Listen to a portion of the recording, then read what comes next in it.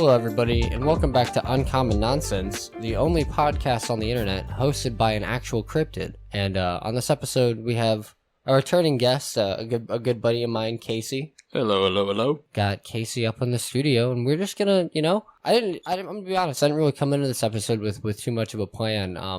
So what I was thinking is, we'll just treat it like a little bit of an interview, because we haven't caught up in a while. I think we'll catch up. I'll just throw questions at you, and we'll see where it goes, I like it. So, you're a little bit of a gamer, right? A little bit, yeah, I'd say so. You'd argue you're a little bit of an epic gamer? Something like that, yeah, I'd say so. What is your least favorite game? My least favorite? Pick one right now that you hate the most. Oh, man. Okay, one that's gonna piss people off, actually, that Wonderful. has a big following right now, especially, is, what's it called? Elden Ring. Really? Yes, Elden Ring. Wow. I am not a fan. I don't personally like games that I guess are grindy. Yeah. And I gotta spend hours going here and going there and Right. killing this monster and killing that monster. It's Right. I just couldn't get into it. I think that's fair. I think that obviously Elden Ring was very popular. I would say that I completely see your point of view. I didn't play Elden Ring. My explanation is that I played Dark Souls 1 and Dark Souls 3, and I 100%ed Dark Souls 1 with a friend of mine. But we played it like 4 or 5 times through. You know what I mean? And that shit gets really difficult. And so I just didn't have it, I didn't have the strength in my soul to play another Souls game. But I mean, I will say it looks beautiful. You know what I mean? Absolutely. Like, it looks amazing, and if you're into those kind of games, I'm sure that it is a great time, but I just don't have the willpower to power through that. I'm right there with you. I think there's a lack of like relaxing games nowadays. Right. I think everything is either PvP or PvE, you know what I mean? It's either you're playing against somebody else or you're playing an environment that's challenging, and it's not story-based modes anymore. Dude, speaking of relaxing games, we'll get back to least favorite games in a moment, but I've been playing a lot of Minecraft. You play Minecraft? Oh, absolutely. Grow up on the craft. It's amazing. I took a break, and I'm just now getting back into it. And so they added foxes, which I think have become my favorite mob because they're adorable. And like, you find a fox sleeping in the forest, and it's like better than finding diamonds almost. It's adorable. How do you attract a fox? Like, so, pigs had carrots and all that. Yeah. They added these things called sweet berries, and they're in the same forest that the foxes spawn in, and you get the berries off of the little plant, and you have to stand still and crouch and not move and hold them in your hand near a fox, and the fox will then walk up to you slowly, and you can feed it the berries. And the thing is with foxes is you can tame them, but you can't really tame them like wolves. Like with a wolf, you give it bones, and then it has a collar, and you can tell it to sit down and follow you and whatever. With a fox, The way that the foxes operate is when you're running around or moving around normally, they're afraid of you, and they'll run away from you actively. But if you're, like, crouched... Even when you attract them? That's the thing, you have to be crouched and holding the berries and not moving for them to come near you. Oh, okay, I got you. If you're moving, in any capacity, they run away from you. But if you attract 2 foxes and give them berries... It's like giving, the sheep wheat or whatever. I don't even remember what you gave the sheeps. I think it's wheat. I think you just held it in your hands. I know you gave the cows wheat, but when you give the 2 animals what they need, they start to make sweet Minecraft love. And so the heart's floating and the baby popping out randomly. Yeah. The 2 foxes will do that, and the baby fox that it produces is A, adorable, but B, it is not afraid of you. It is essentially tamed, but it won't follow you around like you said. Like it'll stay within a proximity of where it was born, I believe. And I could be wrong because I haven't experimented with it a whole lot, because I'll tell you a story in a moment. But that baby fox will not run away from you. It's not afraid of you. And they'll like hold items, and if you get attacked and you're in this fox's vicinity, it will attack the thing that attacked you. It'll defend you kind of like a wolf. But the foxes can hold items. If you throw a sword on the ground, it'll pick it up and attack with the damage of that sword. So what, it just holds it in his mouth? And, yeah, it's adorable. Interesting. But I tell you this because I decided I wanted to alleviate some stress, and I made a Minecraft world for myself, survival style. I spawned right next to one of these fox forest and like saw foxes at my spawn, and I was like, this is perfect because these are I wanted to play with the new mob, you know. So I built a little house. I got some stuff, and then I built a little pen, and I trapped 2 foxes in there, fed them berries, got them to make a baby, waited for the baby to grow up and be an adult fox, right? I let the parents go. I put a lead on it because it didn't run away from me. The parents do, like, you know, the baby didn't. Put a lead on it, brought it back to my house, and I was like, I'm going to build it like essentially a little dog house area, you know? I'm going to really and then I'm going to have a bunch of these foxes that are tamed to me and make like a fox like haven. I don't know. I just want a bunch of foxes. You were a fox breeder. Yeah. But I essentially brought this fox to my house and I was like, I'm going to build it this thing, but I'm in survival. I need to sleep through the night. I put it on a lead on a fence outside under a tree because they'll only sleep during the day when they're under a tree. So I put it under a tree so it could sleep during the day, which I know it doesn't really matter, but I was like, you know. So then I go inside my house and I'm like putting things in my chest and I hear a wolf outside and then the sound of the fox taking damage. And I run outside as this wolf kills my new fox friend that I just got. And the lead drops to the ground. I didn't even know wolves just kill foxes, like wild wolves do that in the game. And it did. And so I then trapped the wolf in like like some blocks and I put water, like a water bucket in there, and then I put a top on it and just listened to it drown. It's vengeance for your lovely fox baby. But yeah, and I was so like depressed. Like that made me so mad that I stopped playing that world. I haven't been on it since then because that wolf just fucking killed my fox for no reason. You know, I think you did it good. You gave it vengeance and its death of making sure he was eradicated in that situation. Right. And in the most arguably painful way possible. I mean, yeah. I wouldn't want to drown. If I thought you were going to go with lava bucket into there, but drowning's arguably worse. I would have probably done a lava bucket now that I mentioned it, or now that you mention it.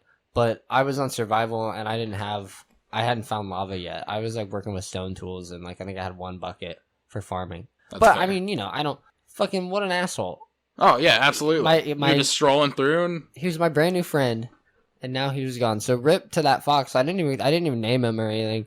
But then I started a world where I'm on like an island. I found like a seed for it, which is pretty cool. But the fucking villagers, the random yeah. The wandering traders keep spawning on my island. It's like, how did you get here? And there's like all of a sudden and I hate the llamas. Like they look great. I will say like they're a good representation of a llama in Minecraft, but the noise they make is awful. You're walking spit too. They like if you hit them, they'll spit at you. Yeah. But you're walking by a llama and it'll go like it like yells at you. It's like ugh. It does that. It's like all right, what's worse, that or a gas though? Because the gas are like okay, so the gas is bad, but I would say the llama is worse because the llama doesn't have a reason to be that creepy. The gas has a reason to be creepy because it's a big scary monster. And it's in the nether. Yeah. Okay, that's fair. The llama that's spawning on my fucking island does not have any right to be yelling at me. Are gas the same ones that go like, shee? Yes. There's like a random noise that always happens in the nether that used to scare me when I was younger. That is gas. They're assholes, man. They're like the ghosts from Mario that cover their eyes whenever you face them. Yeah. A bunch of pussies. The booze. Absolutely. So anyway, back to least favorite games. I wanna tell you something. All right. It's no secret that I'm a fan of the Batman, right? As you're sitting in the studio. The Batcave. It's got a lot of Batman memorabilia in it. But have you ever played the Batman Arkham games? Okay. I gotta give it to DC on their games, though. Oh, man. Their Batman games are fun. Now, fantastic. I haven't played this since I was like 14. And I couldn't tell you the exact Batman it was, but there was one that I played, and I enjoyed the first good 4 or 5 hours of it. And there was this one mission that the instructions didn't make any fucking sense. And it was like you had to put this sticky grenade on something, or you had to put like the sticky goo around a perimeter of something. It's explosive gel. Yeah, like something like that. And for the life of me, I couldn't find it on YouTube. I couldn't figure it out myself. It pissed me off. And to this day, as a 21-year-old adult, still haven't touched Batman games because of that I would love to see where you got stuck because I don't remember getting... I don't know. I mean, I'm sure I might have gotten stuck there for a little bit, but I don't remember that. Whatever game it was had been, in the Xbox One, PS3 gen. It was probably Arkham Xbox One, you think? Yeah. It was probably Arkham City. I would probably say Arkham City. That was arguably the most popular one. But the first one was Arkham Asylum, and that game was phenomenal. That game, it was Arkham City. Arkham City. Yeah, that was the one that I played. That's the second one. So Arkham Asylum came out in, I think, 2011, and it's fantastic. It's like a near perfect game, if you ask me. It's a near perfect game. Then they made the sequel, Arkham City, which I would argue is a perfect game. It's great. Arkham City is phenomenal. And that's the one I got stuck on for some reason. I guess you had different odds. I guess we had different, and that's why I'm saying I would love to see where you got stuck in, like, just because out of curiosity. I mean, I don't blame you. They are tricky. There are things that I had to look up, but... Now, mind you, I was like also 12, 13, right, yeah, so I got to revisit this game. They're hard for younger kids. Oh, for sure. But they're hard for me now. I replayed them. I mean, I might sound like a fucking moron, but I got stuck on a couple things. But anyway, all this to say, Arkham Origins came out too. That was pretty good.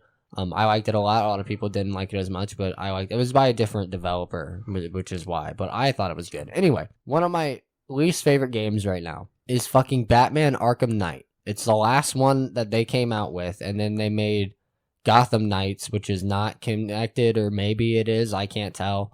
But essentially, Batman Arkham Knight is half the perfect ending to the saga of Arkham Asylum, Arkham City, all those. It's like the third one by this developer, you know what I'm saying, the same developer. It's half of it is the perfect ending. The other half is the most annoying bullshit Batmobile levels. And here's the thing. Here's what pisses me off. I love the Batmobile. I love the Batmobile more. Like, it's amazing. But the problem is that, like, a lot of it is not... Like, you get your chases through the city streets, and that's kind of fun. But then it's just, like, tank mode. It's like, it's a tank game. Half of it is a game where you're in a tank that's painted black. And you have so it's like travel to this destination. There's all kinds of baddies coming at you, killing with the Batmobile. And, like, the thing is that the Batmobile shoots rockets and guns, but the tanks that you're fighting are just drones, is how they get around that Batman's not killing anybody. Which, I mean, whatever. But the problem is, why is this happening in the first place? You know what I mean? The Batmobile, like, why is it a tank? Make it, like, a sick car. If you want to have it, like, give it some guns and, like, some gadgetry, that's fine. But don't make it a fucking tank. I would like the levels more if it was about driving the car as opposed to shooting the guns. As well as, playing the fucking Batman character. Exactly. Which is what the whole game is right. about. And the parts that where you are Batman are phenomenal. They're really, really good. And that's why I hate this game so much, because I just want to do that like I did in Arkham City and Arkham Asylum, but then they keep making me play tank game. And I don't want to play tank game. From what I recall from playing the Batman game that I got stuck on was a lot of it was you straight up on foot traveling, but there was the grappling hook and shit like that. And gliding with your cape. Right. Which they made super fun in this game. Why are you... And, like, I won't lie. Driving the Batmobile through the streets of Gotham is super, super fun. Why can't you leave it at a cool high-tech car? Why does it have to be a tank? DC, answer me. You can email me at uncommoncolin... No, don't email that. You can email me at uncommonnonsensepod@gmail.com. I want a direct answer. Why does it have to be a tank? Please. Why can't it just be a car? Why can't it just be a cool car, man? Like in the Batman. Did you see the Batman with the R-Pats? Mm-hmm. It was a sick muscle car. Right. And it was badass. That was the best scene in the movie. It's overkill. It's too much is what they're doing. It's way too much. Way too much. Way too fucking much. Anyway, so that's enough about how I feel about my least favorite game. How do you feel about candy? Do you like this style of interview where I just ask you I try to catch you off guard? Yeah, I do like this. Keep me on my toes. Yeah. My girlfriend and I went to Jungle Gyms the other day. And I'm not a big hard candy or like sweet candy person. Is Jungle Gyms like all around, or is that just a here? I think it's just here. Really? I think there's only like 3 of them. Well, if you've never heard of Jungle Gyms, I feel bad for you, son, because I got 99 problems, but a gyms ain't one, dude. Because Jungle Gyms is crazy. They have all kinds of stuff. I mean, I would look it up if you got the extra time. Google Jungle Gyms. The gist is basically just a giant, like, triple the size of a Walmart-sized store that's international foods and normal foods in general as well, obviously. But anything that you can think of, they got it there. I mean, like, they have anywhere between pig heads to, Japanese foods to vapes, which I thought was funny as they started selling there. Yeah. Any fill that market. Absolutely. Any beers. I put my vape down. But this place is great. So I go there because my family is English, and as kids we always grew up on Cadbury chocolates, which are English, maybe Australian, but I know are in England for sure. I go there and get all of their chocolates and all of their sweets like that. Not so much their candies though. When I was a kid, maybe around 11 years old, I got yelled at by a man in a Jungle Gyms. Did you? Yeah. I had a friend on the street, on like, where you grow up with your neighbor kids and whatever, depending on your neighborhood. Some people aren't as fortunate, but essentially her mom was like, we're going to Jungle Gyms. Do you want to come with us? And I'm like, cause we were already like playing or something outside. And I was like, yeah, like sure. So we go to Jungle Gyms and, her mom's like shopping and she was like, meet me back at this like weird, like, I think it was like a big gorilla statue in like 2 hours. You know what I mean? And we were like, oh shit. So we just wandered around Jungle Gyms and looked at all this stuff. Neither of us have any money because we're 11 years old. And we found a guy that was giving out like soup samples. It was like little cups of like homemade chicken noodle soup that they were like selling in cans. So we went up and got these little cups of soup and they were good. And like the little bit of soup made us hungry because we ate a little bit of food. You know what I mean? So your stomach's like, where's the rest of the food? So we like devised this plan. Like I had a jacket on and glasses. And so I took off my jacket and my glasses and gave them to her, which she put on the glasses and jacket. And then I forget, like I basically didn't change my appearance at all besides taking off my glasses. And like, she didn't look that much different. Try to pull a Superman look different with glasses on. And we walked back up and like asked for another cup of soup. And the dude was like, I know, like you just walked up here. You know what I mean? Like, I can tell that that's you guys again. That's not, that didn't work. Like, and I just remember getting super embarrassed. But he let us have the soup cups. Anyway. Fuck free sample people. That goes for Jungle Gyms, Costco, all of you people. And let me explain why, okay? Hit him with the you people. I'm hitting all you free sample people, okay?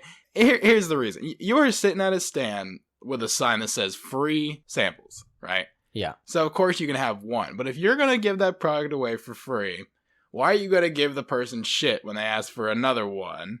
And when you do give them another one anyway, it seems a little backwards to give them shit. Just say, sure, here's another one. And maybe I'll be like, oh, I'm going to get this product now. Right. Fuck free sample people. Fuck free sample people. But what would you say if I told you that I have something to give for free to our listeners right now? Fuck some free sample people. Right, because what I have to give for free to our listeners is an ad. I would like to thank our beautiful podcast's first official sponsor, guest on the show. Casey has we've worked out a little bit of a deal, and I'm going to now play for you the ad that we cooked up. So give us a listen, and I will see you when you return. Listen, guys, do you hate your feet? Do they make you sick to your stomach just to look at them? Yeah. Well, at Souls by Cincy, we have a solution for you. You'll find it hard. You'll find it hard to hate your tootsies when they're encased in a beautifully hand-painted custom shoe from Souls by Cincy. With beautiful artwork on some of the hottest shoes on the market, you'll be sure to find something to make those putrid piggies of yours just a little bit more bearable. Nice. Order now by messaging the Instagram page Souls by Cincy to put all your foot-related self-loathing to rest and get those dogs looking their best. Souls by Cincy. Sound effects. All right. Back to Uncommon Nonsense with Colin Payne. Beep. All right. Well, welcome back, everybody. I hope you enjoyed that beautiful ad. I did it. You did it, Mom. Or wait, I did it, Mom. You did it, Mom. Get the camera. Mom. You did it. So yeah. So speaking of that wonderful ad, how long have you had your company for? It's going on almost 2 years now. I guess it's been a little over a year and a half. So it's somewhat of a new company still. Actually became a real company LLC wise about 3-4 months ago now. Nice. Heck yeah, man. Fully incorporated or whatever. What's the difference between an LLC and an incorporation? I think they fall under the same thing. I think you can fall under incorporated with an LLC. I mean, I could be completely wrong. Obviously, you can file like S corps, LLCs. I don't remember if it's partner, S corps, like PLLC, or S corps. Like you got your CEO, your CMO, your CFO, et cetera, et cetera. Different department leads. Yeah. Yeah, we don't have any of that here at Uncommon Nonsense. Here at Uncommon Nonsense, we have Colin Payne and our wonderful guests. Beautiful. But yeah, I mean, it's really impressive. Was it more difficult to do than you originally thought it would be? Yes. I feel like that's with everything. Entirely. I think a lot of people online nowadays, especially social media, are putting these general like money grab techniques online, right, and pretending like it's easy. And people expect, especially nowadays, to get money like right here, right now. Oh yeah. Well, that's why you got all your fucking like gurus and shit. Exactly. They're like, oh, you want the secrets to success? Like there was like a TikTok I saw the other day where this dude's like, if you're in your 20s, if you're a guy in your 20s and you don't have a Lambo, you need to seriously sit down and have like a real conversation with yourself about what you're doing wrong. And it's like, what an out of touch mindset to have, But I mean, I'm all for, especially even tough love, because some people need that tough push to get them into gear, I guess. But right, to I guess somewhat dog on somebody and act like you got a bigger dick than everybody because you got a Lambo at 20 or whatever. Right. I think that's ridiculous. I think that's a bad way of representing yourself and representing what you're trying to help. Well, I guess quote unquote help people do. Yeah. Right. Yeah. Done flip the cord there. But no, I think the main goal to success realistically is don't give up on it. As corny as that sounds. I think there's a lot of periods where people are like, this is too much work, or this is too complicated, or I can't find somebody to sell to, or I don't know what to sell, and they just give up. I won't lie, like even starting the podcast, I've had a lot of those exact thoughts that you just said. Because it's like, I don't know, like I think since we, kind of reconnected, we've talked a lot of business, because not only do you have a successful business, but you're somebody that I see as kind of in my demographic for the show. Oh, for sure. Like you write about the age range. We're very similar in the way like that we find humor and everything like that. So I find bouncing ideas off of you to be a good idea, because it's getting feedback from somebody that I would directly, like if I didn't know you, you're somebody I would like, if I didn't know you personally and just knew like about you, you're somebody I would market the show to. You know what I'm saying? Right, yeah. And even that I do know you personally, I do market the show to you. I think that you should watch it. No, I'm just kidding. I mean, it does get hard, because it just starting out, like starting bare bones. A lot of people, and what I found, a lot of podcasts, and I could be wrong, but a lot of the podcasts that at least I listen to, the people that started them already had like a different thing going, like and then, YouTube or other business, right, or whatever, some kind of like music career or something, right. And then they already had that fan base. Exactly, and so I'm starting without a direct fan base, which is that's tough. It's tough, but I have faith that we'll find the people that really want to listen, and we'll connect with those people, and we'll get there. I agree. I think that's a good mindset to have. I think again, pushing my opinion completely on don't give up, and that's like anybody and anything, right? When you give up, it dies like instant. You might as well try. Now if you're sinking all your money into it and it's taking up all your time and you're generally not making money, don't give up. Maybe redraft, right? Figure something else out, right?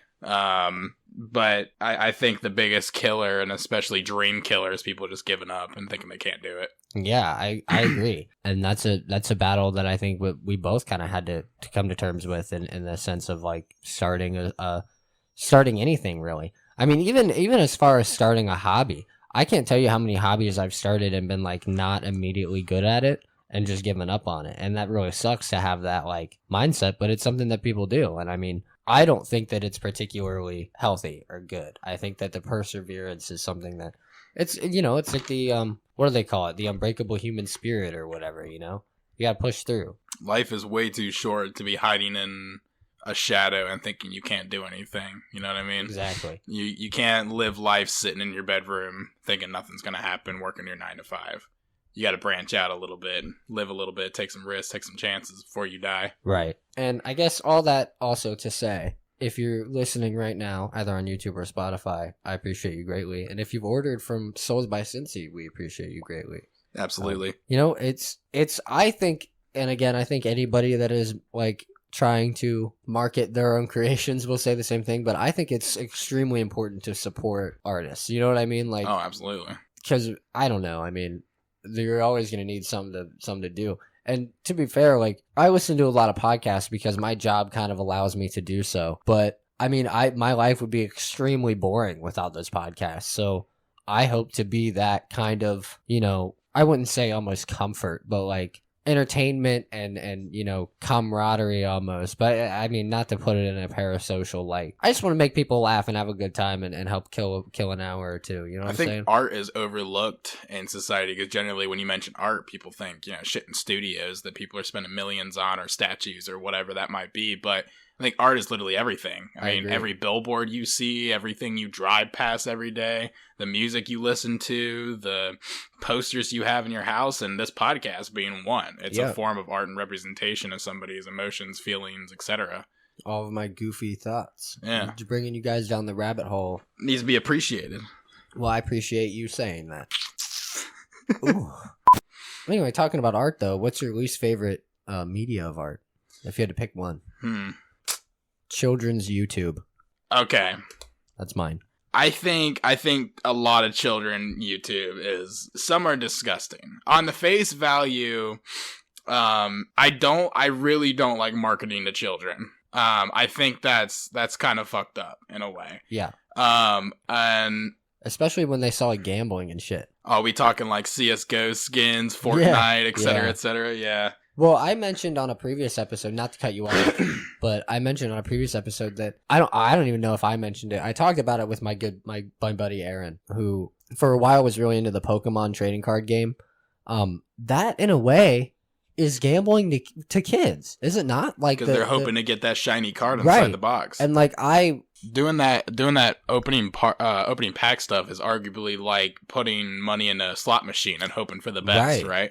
Because you don't know what's in that pack. You're begging your mom for allowance money, or you're going to work, or doing whatever you're doing as a kid, and going to the store and basically putting money in a slot machine to hope for that shiny card inside the pack. Right. And then watching more marketing to children on TikTok and YouTube of kids opening said packs and getting these. Well, and even the commercials, you know what I mean, and like the shows and shit. But I even equated brainwashing, man. I was super into Lego growing up, and that's kind of something that has stuck with me. And one of the big Lego themes that I've specifically not really ever been interested in is their Lego City, where like the whole theme is you put together the multiple sets. Anyway, they sell little packs of character, like just minifigures. It's one minifigure in a little yellow baggie. It's like $5.99. And sometimes they have like, really cool ones in there. Like I've watched, not like particularly on purpose. Like I think it's been recommended to me and I've just let it autoplay. But I watched a video of a guy opening packs of those and like talking about them because he was looking for one that's worth like, I think 5,000 or something. And it's like a gold. It's not actual gold, but it's like painted gold. Like I think his name is like I don't know. It's like Mr. Rich Man or something. It's dumb, but I don't know. It's like a really sought after figure. So he's buying all these packs and like making this video like, hey, maybe you have a shot to get this weird one in a million minifigure that people are selling online and shit for $5,000. There's a lot of bullshit like this money making schemes online with everything. Like even me myself, I'm a sports gambler. You don't know how many times I see on social media where these guys dressed up in their tuxedos getting off their $1 million private jet, puffing on cigars. Yeah, and they're going, oh, saying some bullshit pick that you should put all this money on and it doesn't fucking win. It's to make people pay for these quote unquote classes where all it is just people guessing and giving you these bullshit picks. You're paying them regardless of you winning or losing, and they're just taking your fucking money. Right. They're getting paid no matter what. It's bullshit. And people think in their fucked up heads because of how good they are at quote unquote marketing, when it's really just kind of brainwashing and using people's emotions against them. It's devilish, I think, to children, adults, anybody. It's one of your classic Hustler University cases, the dude's just raking in all your money and you're not getting any benefit from because that's the problem with that. You heard about the Hustlers University thing where he makes this whole course. That's Andrew Tate, isn't it? That's I don't know who it was. I believe that was Andrew Tate's. I could be wrong, but he made this whole thing where it's a course on how to make money, and all of them equate to drop shipping and shit. It's ridiculous, and the whole time they're just raking in money, and people are not gaining the riches that the courses are promising because you can't promise that type of stuff. And because even starting a business, the risk that's involved, right? When I was okay, I'm going to do this podcast thing. I want to have a podcast. I want to have my own talk show, essentially. You know what I mean? My own little radio hour that I'll put up on Spotify and YouTube, and we'll see where it goes, right? And then I did it because we had made jokes about doing it. It actually spawned from my D&D group. Shout out to all the guys if you're listening. We were talking about doing the D&D podcast that we're working on, which I'm not sure if by the time this is out, it is out. This is Future Colin here to tell you it is out, and it's called Armor Class, and you should check it out. A link will be in the comments below. Okay, thanks, bye. If it is, I'll link it in a comment below or something. But anyway, we were starting this D&D podcast, and as we were playing our normal D&D games, talking about setting up a podcast, we would get sidetracked, as most D&D groups do. And we're a group of friends that doesn't see each other for a week or two at a time, So we would get sidetracked, catching up and joking around. And as we're sitting there joking around, I said something, and my buddy Derek, who did a lot, I think I already mentioned him earlier even, but he's done a lot to help set up the show and get it really rolling. Was hey man, it would be great to set up microphones and record, us talking, but if I'm doing the D&D podcast, I don't really know. And I was I would love to set up a podcast. I'll host it and I'll kind of make, and so from there it spiraled into, it's become my own thing and it's become a sort of passion project. But from setting up a podcast, I've seen millions, I'm getting ads all the time from people learn how to grow your YouTube channel with this quick course. And learn how to gain your 1 million listeners on Spotify. Give me $1,000 for a year for this access to this. And the thing about this is that podcasts, just like YouTube, it's based on the content. If it's not good or not, entertaining to anybody, then nobody's going to listen to it, which, is worst case scenario. But if it's pretty good and people can tell that you are passionate about it and you're putting in time and effort, it's still based on luck. You know what I mean? It's based on luck and hard work. A lot of hard work goes into it, but it's 90% luck, I would argue. You can't. Well, you got to hit analytics. You gotta get into people's ears. You can beg your friends and ask your family to watch it, but that's not gonna get you famous. Right. You can't promise the sale of online success. I feel that's something that people think that you can sell, and I think it's somewhat luck. There's a lot of luck that goes into it, and at the end of the day, I've said in to multiple people just talking about the show. At the end of the day, it's for the enjoyment of sitting around and recording things with my friends, right? Even if you get 28 listeners an episode, but if those 28 listeners really enjoy it, I want to shout out again, there's a lot of shout outs here, but I want to shout out a friend of the show, Brandy, who has listened to a lot of the episodes and even pointed out I took a little break from the uploads for a minute. And she specifically was hey man, when are you going to upload again? You know what I mean? I'm waiting on another episode. And it honestly warmed my heart to hear. But just all that to say, again, I really appreciate any support that we're getting if you're listening here and if you're buying shoes from our wonderful friend here. Keep supporting artists and making the world go round and make it a little bit more beautiful, you know what I mean? A little bit more entertainment and a little bit more fun. Least favorite art mediums, like we said, promoting gambling to children through children's content. I'm gonna be honest, and this is a personal thing, and I might get flack for this. You mentioned your thing that you might get flack for, so now I might get flack for this. I'm not a big fan of VTubers. I think that the concept, first of all, it's kind of cool, but the technology isn't quite there yet. They're too uncanny to watch, I feel. And the problem I think with a VTuber is they're all like anime people. And so like I saw a VTuber of a guy that was just like horribly misogynistic, but he's like an anime vampire. You know what I mean? Where it's like, yeah, but what, like, why don't you have, and I don't know if it's a confidence thing or like what, but why don't you have the capability to say what you're saying with your face into a camera instead of using a character, a character made to look more attractive? You know what I mean? Like, I'll be, frank. Shout out Frank if you're listening. I'll be frank. I, don't really use my like direct pictures of my face on the channel.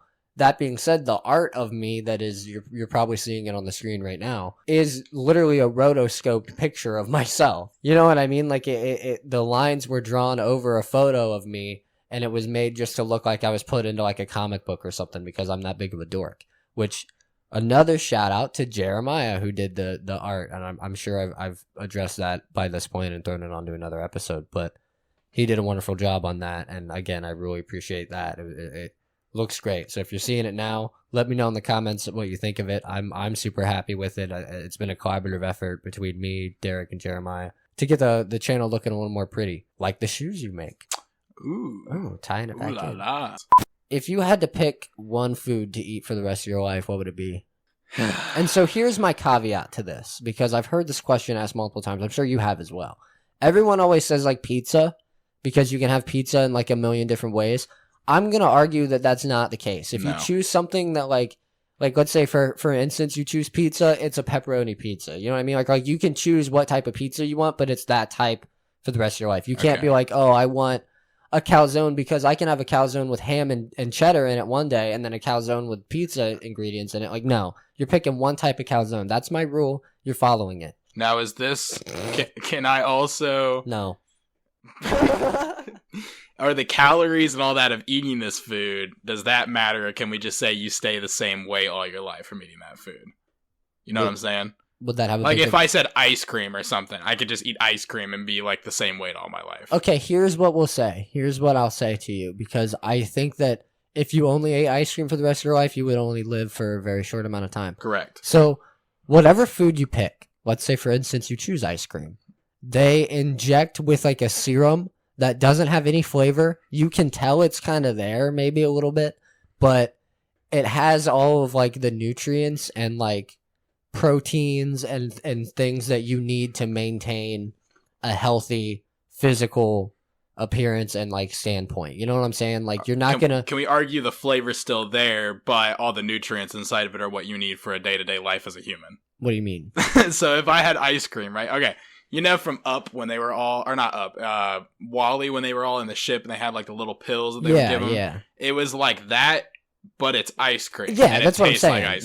Like they take whatever you pick and they inject basically that pill just in like a liquid. Okay. And like it doesn't have a flavor, but your food has a flavor. Just what they inject into it doesn't have a flavor. Okay. So it's not like you're going to be eating ice cream and taste medicine that is giving you protein and shit. Okay. Like it's just going to taste like delicious ice cream and you're getting the protein and shit that you need from it. But you have to only eat that food every meal. Anytime that you're hungry, that is the only thing that you're allowed to eat. What are you picking? I'm going to have to go... You know, the go-to food, whether you're drunk, whether you're hungover, whether you're tired, just woke up, anything like that, you can always go to Taco Bell. Now, with Taco Bell... You did walk into my house with a Taco Bell bag. This is a Taco Bell cup right here. It is a Baja Blast. It's a Baja Blast. A Baja Blast, which I will say, hey, you can argue with me if you want to, my least favorite Mountain Dew. Really? Yeah. I only like the original That's sacrilegious right there. Sorry, man. I don't know what to tell you. I can't agree with that opinion. It's fair. That's a fair statement, though. I'll respect it. I'll die on that hill, but go ahead. Taco Bell, huh? I'm gonna have to go with a cheesy gordita crunch from Taco Bell. You know what I thought where you were going with, you said like the go-to food for like when you're drunk, hungover. I always go to chicken tenders. Okay, that's a good one too. I eat a lot of chicken. I'm a big chicken guy. My brain immediately went to chicken tenders, and I think that might be my pick. But here's the same argument though, is that like with sauces, because I would argue if you pick the food, you can alter it a little bit. Like you can't have a different flavor of ice cream, but you can put like Hershey syrup on it one day and then strawberry syrup on it another day. So you can add things to your thing, yes, but you can't change the flavor. And if we're following that rule, I would definitely do chicken tenders, because you dip chicken tenders in buffalo sauce, delicious. You dip chicken tenders in barbecue sauce, equally delicious, but a whole different experience. Could you put 2 buns over the chicken tenders with some cheese? Yeah, you just have to eat the chicken tenders. So I would argue that you can add to what you have made, but you can't alter it. Like, so the food you pick has to be in every dish. I guess the argument there is that my pizza thing is moot, if that's the case, because then you can add to the pizza. But here's what I'm saying. Whatever you add to the pizza, I'm not picking pizza. No, but if you were, my rule, here's the amendment. You can only, whatever you add to what you have eaten, like what you have chosen, comes to you like the way that it is made. You can't alter the way that it is made. But once it is out of the oven and delivered to you, you can alter it however you want. So if you pick pepperoni pizza and they deliver a pizza, you can add like banana peppers and onions and shit that you have at your house. But you can't just eat the banana peppers or onions, nor can you have them put banana peppers and onions on it and then put it through the oven like you would any good pizza. You know what I'm saying? Okay. So that's my caveat. So with like chicken tenders, I can't be like, yeah, I want you to put buffalo sauce on them and toss them and make them delicious. But I can buy my own sauces and dip them in them. You know what I'm saying? How is that fair? That is fair, but it's a hard one. Huh. Okay, so hypothetically, if you had to force feed your loved one food for the rest of their life and they hate it no matter what you pick, what food would you pick? Like once a day, you have to hold down, let's say because you have a significant other. We won't name drop her if you don't want to. No, we can name drop her. It's Alex. Hi, Alex. If you're listening, Alex. Thank you so much. We love you. Casey, a little bit more, but if, let's say once a day, and I'm sorry, if you are listening, Alex, this is going to be weird, and I'm sorry. Once a day, like, Alex knows that it's coming. She doesn't know when, but you, like, a bag of food appears on your nightstand with a note that says, do it. Eat it. No, you have to take the food, and the rule is you have to give it to Alex. Like, you have to force feed her this food. No matter what you pick, she doesn't want it. No matter what time it is, she doesn't want it. It's always a struggle. She hates this food. And, like, you have to force feed it to her once a day. What food do you think you could force feed your significant other once a day? Most easily. Fuck. Is this a weird is this a cancelable question? It's I don't mean this in a weird way. And maybe this is somebody's fetish, and if it is, I'm sorry, but this is not how I intend it. If it is someone's, you know what? We're on a weird corner. More viewers. Right. Tell all your creepy friends, dude. Shit, man. You know, there's a lot of times where I'll be eating something and she'll be like, "Why are you eating that shit?" But I can't remember, like, off the top of my head any of those things right now. Well, it doesn't have to be something she already hates. Like, you could pick something that she likes. Like, let's say she likes Twinkies. Because I would argue a Twinkie is probably kind of easy to force feed somebody. You just shove it into their mouth and it's so spongy that it's not going to break apart too easily. But since you picked that food, you know what I mean? Like, the minute you pick that food, she immediately hates it. Like, even if she likes it now. Oh, so it's going to get continuously harder to force feed it. She starts to hate it, yeah. And she will fight you on it. Like, she's not gonna. It's like so every day you have to force feed it to her. Every single day, and you don't know when. It could be in the middle of the night. Like, it could just appear. You hear a strange ruffling, and it wakes you up, and all of a sudden there's a bag with a Twinkie on it with a note that says she must eat the Twinkie, and you have to wake her up. That's the caveat. That's great. Either you force feed, and she doesn't know this. You can't tell her either that she'll die. But if you don't force feed her the food, she will die. I'm gonna have to go with Jell-O. Really? I think Jell-O would be the easiest one. How the fuck do you think Jell-O is going to be easy to force feed somebody? Because you could just fucking just force it down their gullet. Bro, it's going to get all like liquidy. They're going to be able to spit it out of their mouth. I would argue you need something more solid. Just cover their mouth and just fucking... But then they're just going to mush it out onto your hand. That's what I would do. Yeah, but then they're eventually going to give up because they're getting pissed off from it being all over their face. But is the consistency of the Jell-O going to outlast like longer than they do? Before long, it's just going to be goop. I mean, I see where you're coming from, but I think that Jell-O would be hard to... Somebody that is fighting you, they don't want to eat this thing. I think you need something with a little bit of solid and a little bit of give. Maybe a peanut butter sandwich. Okay. That's a good one. Now you're cooking. Because then you're like... with the peanut butter in your mouth. And the thing is that you could arguably make a peanut butter sandwich and then kind of ball it up. Oh, yeah. And get it into where you can shove it in one go. This is fun. Because you don't want to be going back multiple times. It'd be a whole drawn out process. By the way, we don't condone force feeding anybody. No force feeding anybody. No force feeding of anybody. But if you had to pick one, would you rather have to force feed your significant other whatever you picked, a peanut butter sandwich once a day, like we discussed, or every time you see the color green, your eyelids fall off and you have to get new eyelids out of like a specific eyelid case you have to carry and maintain every day? So you can never go to like any mountainous state. You'd have to go live by the beach. Why's that? Because you just see a whole bunch of green trees all the time. Oh, green no, grass. yeah, you're right, yeah. So every time you fucked. see the color green, your eyelids fall off. Right. But even then, like, someone's going to have, like, a green surfboard. That's You're true. on But you have beach. less chances. Yeah. I might just go buy a beach house right next to the sand and just buy nothing green in the house. So you're saying you'd rather have your eyelids fall off than force feed your significant other a sandwich? It would get old. It would get old real fast. It would get real old, but so would replacing your eyelids. Because it would happen. I wonder if you could convince her just to eat the sandwich. Like, No. Can you just eat it? No. She hates it. You have to force it. Yeah, it has to be forced. Yeah, I'd rather go with the green and just move. You know, I'm sure that that's somebody's like thing, like what we just talked about, is force feeding somebody a sandwich. Like that's somebody's That's a thing king. for everything. There was a dude that I saw on Twitter that had tweeted at a podcast that I listened to, like, and talk shit on him, like, and then every other tweet that he had made was tweeting at other random people and asking them the same question, which was just wondering if you could shrink your worst enemy down to like the size of an ant and do whatever you wanted with them, what would you do? And like everyone was like, what the hell are you talking about? And like, you know that that's like a fetish. You know what I mean? Like he's like, oh, I want them to describe squishing me like an ant. Like, what the fuck, bro? Isn't that giganticism or whatever? I think so. That's what it's called. We mentioned, and there's like a little short of it. I think it was the first short that I made on my TikTok. So if you saw that, I love you very much. But we discussed mechanophilia, which is people that have a sexual attraction to machines, like bikes and stuff. Like they're really into, like, I have a bike that I took apart in my basement, and like one of those people would come over and like want to fuck my bike.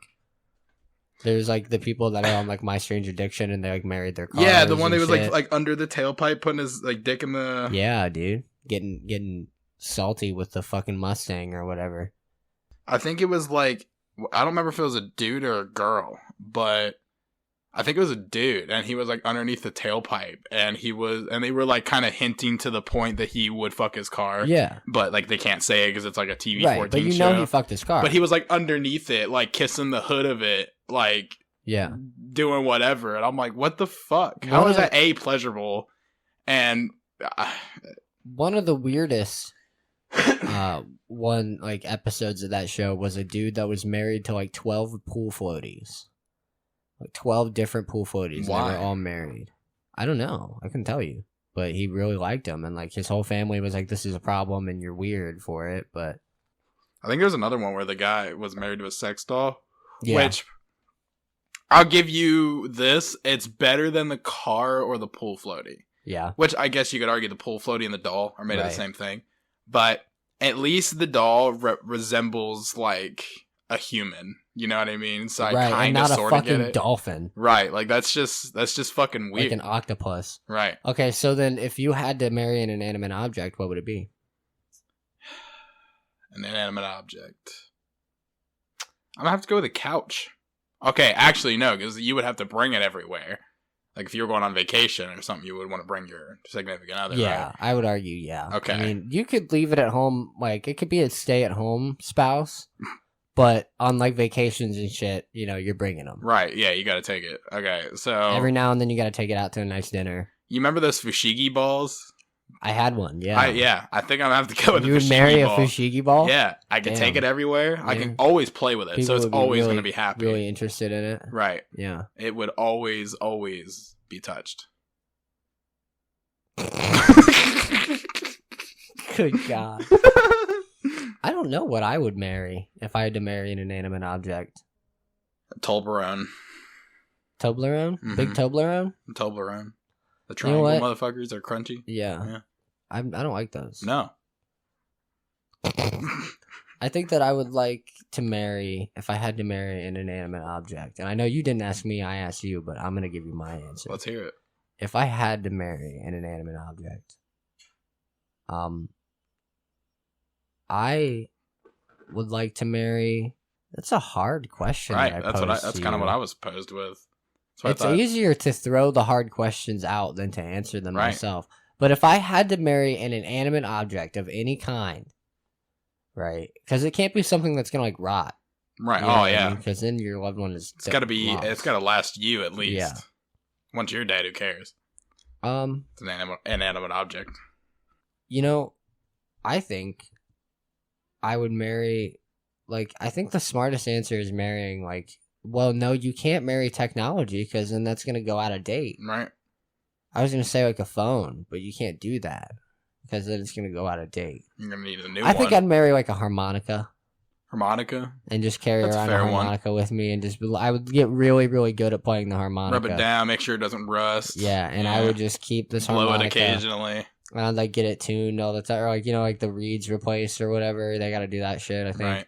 I would take good care of this harmonica, and I would be the best harmonica player this side of the Mississippi. I think it'd be a well-loved, well-taken care of harmonica. I think you'd be a great lover for this harmonica. I might. How much are harmonicas? Probably get them on Amazon for like $20, if that. I mean, I don't know anything about harmonicas, but they can't be expensive. Let's take a look here. An uncommon nonsense harmonica? You can get a harmonica on Amazon for a whopping $13. What? And it's pink. There's another one for $10.11 that is matte black. Shout out Suicide Boys. Matte Black's a good song. I'm gonna get a fucking harmonica. Matte Black smoking packs at a take back. What if the theme song for the show was harmonica? Do you think people would hate that if you if you clicked on a podcast and instead of like a lo-fi fucking vibey song, it was just like with a fucking harmonica. Instead of in space, we're sitting on a farm. Yeah. By a campfire. It'd be wonderful, actually. I'd love to sit on a farm by a campfire. I like farms. I wanna sing the campfire song that SpongeBob sings while sitting around a campfire. Yeah. Because I feel like I've never sung that around an actual campfire. Really? No, it's always been ironic. I think we should be literal with it. Yeah. I agree. I think I've sang it around a campfire once or twice. Our CAMPFIRE SONG song. SONG song. And if you don't think that we can sing it faster, then you're wrong. But it would help if you just sing along. Are they going to content strike me? Bum. I'm just saying it. I'm not like playing it. It'll help. Oh my god. It'll help if you just sing along. Dude, you should. Do you see the audio? Oh yeah. That is just a block. It looks like we're recording Minecraft. Sorry for everybody's ears. It's okay. I mean, it should be fine in post. They'll be alright. If you have any injuries and need compensation, email Casey at I'm not liable at gmail.com. I'm not liable at gmail.com. Send all your inquiries there, and we will make sure that you get the compensation you're due. Email getfucked at gmail.com. That's got to be someone's email. Don't email that. Don't email getfucked at gmail. It's probably some random guy. He's going to be really upset. But if you want to email any sort of inquiries, if you have any kind of advice that you're seeking, or if you have a funny story you want me to hear, you can email the show at uncommonnonsensepod@gmail.com, and I would love to hear what you have to say. But I think before we wrap it up here, Casey, is there anything else that you wanted to discuss? No, I think that's a day. Oh, before we go, I did want to bring up. I found it really interesting that we were talking earlier, and you said that you recently, on top of your, renowned tuna tossing capabilities, you also recently got into eating raw bull testicles. Which... I will say Rocky Mountain oysters got a special place in my heart. 15 of them puppies at a time. And you know how big they are? No. You don't want to know. But I can do 15 of them in an hour. What is a Rocky Mountain oyster? What are you talking? It is a bull testicle. Is that what it is? That is what a bull testicle is. I didn't know that's what they were called. I cannot tell you what region. I believe it's Midwest, actually. But I'm not exactly sure where the people fathom over Rocky Mountain oysters, but it's a big thing somewhere. Well, you just eat them raw, though, don't you? Like I don't know. Let's see. You don't cook them or anything. When you prepare them for yourself, do you season them? I usually just rip them straight from the bull. Colorado. Hey, buddy, I need the... Really? Shout out Colorado. Colorado. Why are you eating bull testicles? Yeah, they're... most popular, or at least most infamous oysters in Colorado are harvested from the scrotums of bulls. Get them balls out of your mouth, Colorado. That's all I'm going to say. Well, Casey, I appreciate you discussing your bull testicle diet with me. Absolutely. And 5 a day keeps the doctor away, you know what they say. I have heard that before. What'd you call them? Rocky Mountain oysters? Rocky Mountain oysters. Well, everybody, I guess the common sense for today is... I would say A because I want to harken back to it. We got off the rails here, but it was a very nice conversation. No matter what you want to do, no matter what you want to achieve, don't give up on your dreams. Just keep working through the hard times and put your all into it, and people are going to realize that you're passionate about it if you truly are. And also, eat 5 Rocky Mountain oysters a day. That's the most important part. That's the most important part. But thank you for listening. If you want to keep up with the show and follow me personally, you can find me on TikTok, Instagram, and Twitter at Uncommon Colin. And if you're listening on YouTube, I appreciate you. We also have the podcast on Spotify. If you're listening there, we also have them on YouTube. On Spotify, it's just it's just Uncommon Nonsense is the name of the show on Spotify, and then on YouTube, you can find the channel. It's Uncommon Colin, or you can search at Uncommon Colin YT, and it should come right up for you. But I appreciate you listening as always, and I guess we'll see you next time for some unforgettable, uncommon nonsense. Bye-bye. Bye. And so get